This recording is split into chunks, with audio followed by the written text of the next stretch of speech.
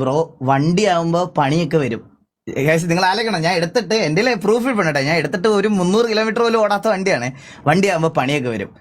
നിങ്ങളൊരു BMW എടുക്കുമ്പോൾ നിങ്ങളുടെ കാലത്ത് 80 ലക്ഷം അല്ലെ 90 ലക്ഷം രൂപയുടെ സാധനങ്ങൾ അതിനകത്ത് ഇരിപ്പുണ്ട്.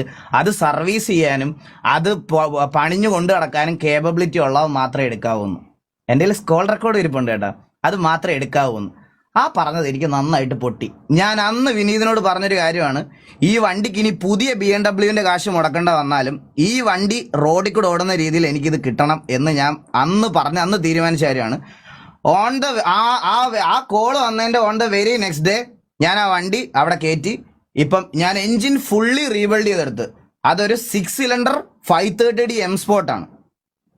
അതൊരു 6 സിലിണ്ടർ 530D M Sport ആണ്. അതിന്റെ കൂടെ ഞാൻ അതിനകത്ത് എന്തൊക്കെ ചെയ്യാൻ പറ്റുമോ അതെല്ലാം ഞാൻ ചെയ്തിട്ടുണ്ട്. സോ ഇൻക്ലൂഡിങ് എയർ ഞാനത് റീപെയിന്റ് ചെയ്തു.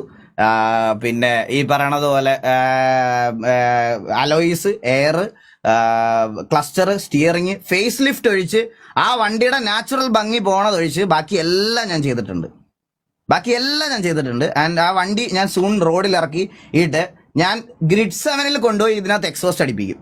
ഞാൻ ഗ്രിഡ് 7 കൊണ്ട് തന്നെ ഇതിനകത്ത് എക്സോസ്റ്റ് അടിപ്പിക്കും. ഞാൻ അവന്മാരുടെ കടയിൽ കൊണ്ടുപോയി